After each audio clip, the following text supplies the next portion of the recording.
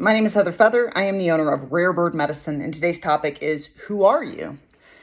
When I was in junior high, I had been assaulted between the ages of 12 to 13, and I went from wearing bows in my hair and having a peach room and writing poetry about unicorns to wearing mostly all black. I got a motorcycle jacket and black patent shoes with buckles and steel tips, and started dyeing my hair purple as I stepped into this rebellion against the darkness of life, if you will.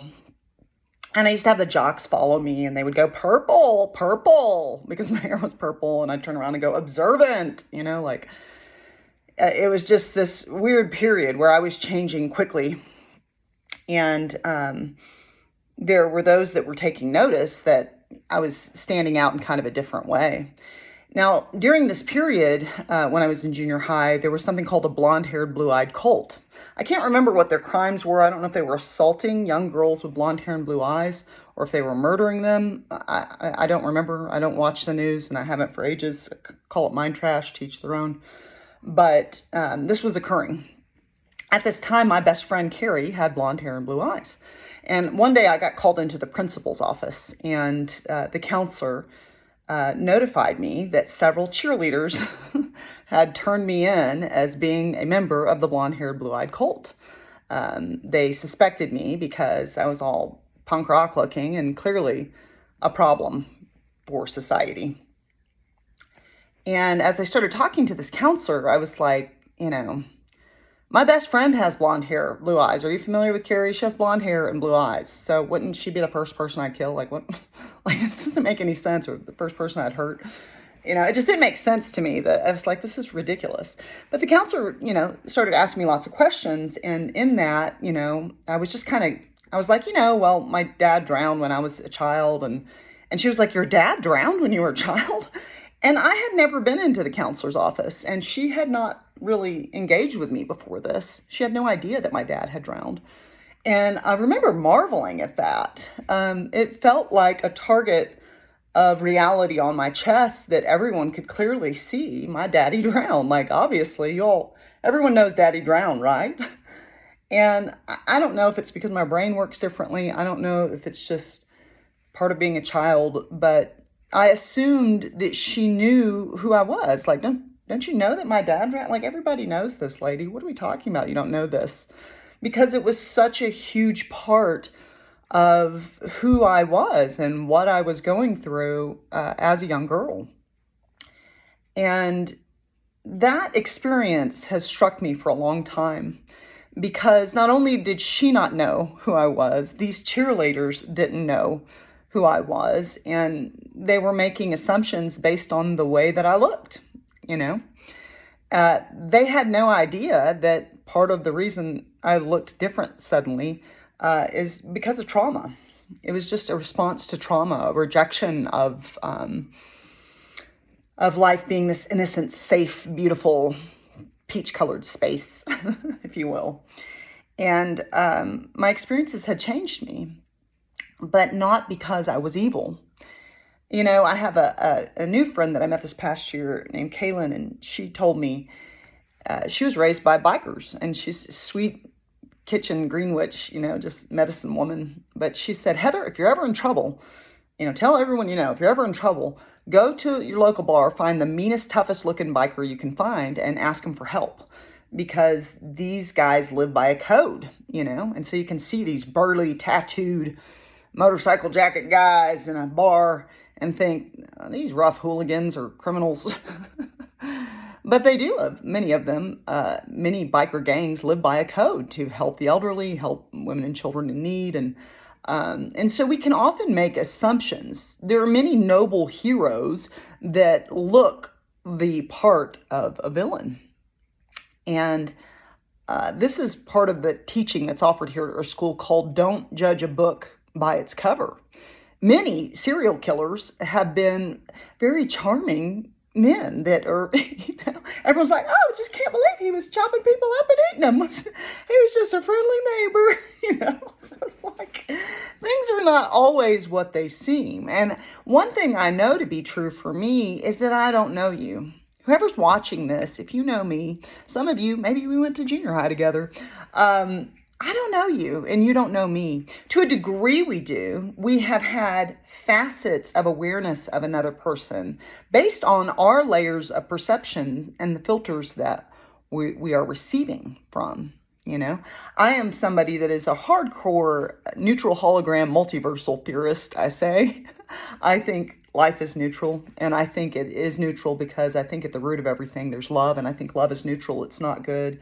But I think we created a reality called space-time delusion or Earth School because we are spirit, and spirit wanted to know itself, and it could only do that through the dichotomy, through the polarity, through the duality of a realm of not that subject object, fear, love, dark, light. We had to have polarity. We had to have contrast in order to see and express and be given opportunity to know the magnitude through experience of who we are.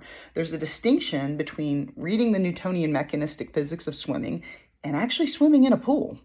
They're distinct experiences. And so experience gives us something very unique. What I do know is that whatever my perceptions of others or others' perceptions of me, they fundamentally, quantifiably do not foundationally know who I be. I have someone in my life that I dearly love. I was talking about the multiversal nature of reality because it is my belief, as much as someone might say, well, I'm Muslim or I'm a Christian or I'm like this. Multiversal theory is a foundational component of the core belief of who I am. I think there are infinite multiverses. I think all of us are quantum jumping breath by breath, but I think we remain in a range that's very consistent to our belief matrix because what we believe we perceive. And so we don't notice that we're quantum jumping because we're kind of remaining within a range that's quite comfortable. I do think we have the capacity and ability to quantum jump to a very different realm. But this person that I dearly love, who's very set in a singular universe, was like, don't hand me that multiversal, a tree is a tree, da, da, da. And I respect it. The weird thing is I don't really know that person. And this is somebody that's deeply close to me. And I don't know why they need to have a resistance to multiversal. I don't know why they need to pin Jello to a wall in my perspective. But, they need the Jello to be cohesive and stay on that wall. I don't know. But what I do know is that we can get frustrated. I got frustrated. It's like, don't expect me to throw away my beliefs because you need me to speak into yours. And I see this occurring more and more and more at Earth School. It's like, I know who they are. I know who you are. Like, they're like this. And it's like, are they? Or was that a moment or an experience? The thing that I keep talking to and the piece that I keep pointing to in nearly every video I offer is about, can you be love? And can you recognize that the ego is a bombastic chest beater? It's a gorilla of a chest beater of, I know, I'm right, I know everything, I know who everyone is, I've figured it all out, and I'm right. And if people will just agree, it's these people who don't agree with me that are the problem. It's this gender, it's this color, and the pendulum swings and swings. I think there's a period of the Hippolytic nature of Amazonian women that disregarded males and used them as sperm donors, essentially, and as slaves of work. And I think that we're facing a patriarchy in response to a very malignant matriarchy, if you will. And I think that there's this karmic balancing that occurs in the universe to where until we learn to honor all peoples, all cultures, all skin colors, all genders and genitalias, all expressions, and allow for diversity to be present, we're going to find a tremendous amount of resistance, frustration, death, annihilation, degradation, in a dream called space-time delusion where we pretend like we're not eternal love. And it's okay. It's not that big of a deal because we're eternal love. We can do that for as many lifetimes as we want to. We can destroy Atlantis, Lemuria, whatever, Earth School. Another will birth forth in its place because energy cannot be created nor destroyed. And this is what we know to be the ultimate grace. We are made solely of energy from my perspective. what I mean? But my life is about making peace with a very dark journey and figuring out how to constantly look for the silver lining, how to constantly find the laugh. I'm a clown. I'm like a child in a lot of ways. Like, I really am mostly throughout my life just trying to make myself laugh. And if I can get anyone else to laugh in the process, hilarious. Let's laugh together. I love a joke. I'm trying to laugh at every joke the universe has to offer. I find it hilarious, the severity of a two-legged around jokes. I'm going to be very severe about this joke. It's like, okay, it was a joke. Like, lighten up a little bit. It's not that serious, this earth school of ours, if we truly believe we are eternal.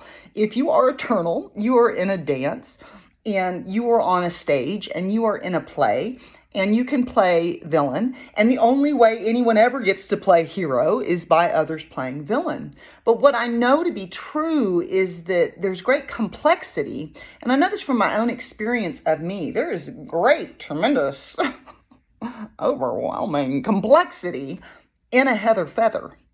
And a lot of it has to do with I think too much. Lady, let it rest. Let's have a breath. But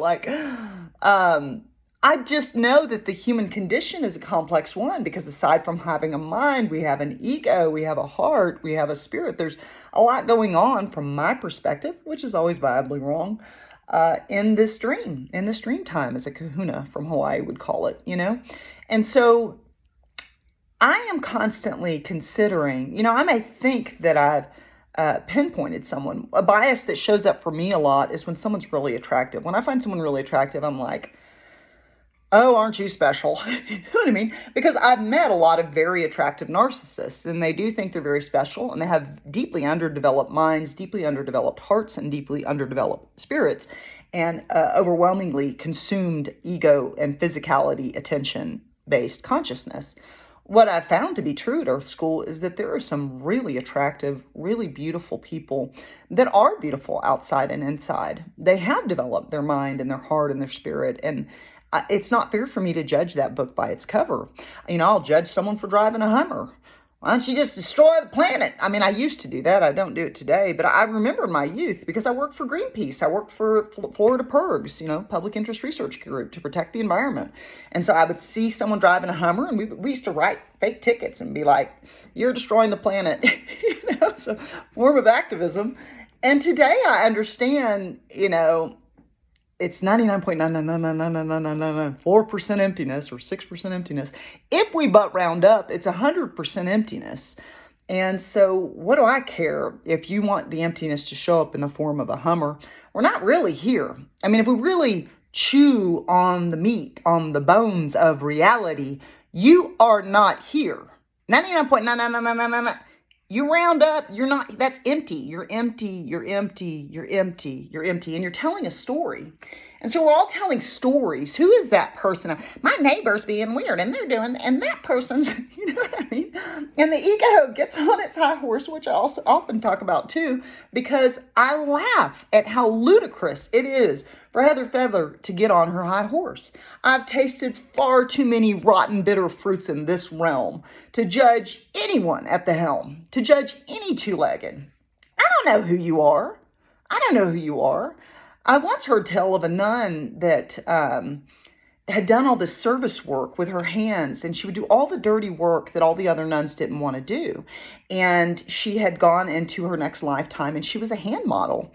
And she had gone into a past life hypnosis regression to find out why she was a hand model. And it is because in a previous life, she had used her hands to serve so many. And I always love that story, And so you can look at someone's life and go, well, isn't she just a spoiled hand model? And you might be missing a tremendous amount of context. For me, someone that believes in many, many lifetimes, I know every two-legged I look upon. Not only can I not walk in your shoes from zero to the point at which your toes hit my toes and your nose to my nose, but I do know that there, from my perspective, are many lifetimes I'm not witnessing in which I have an experience with you that I don't understand.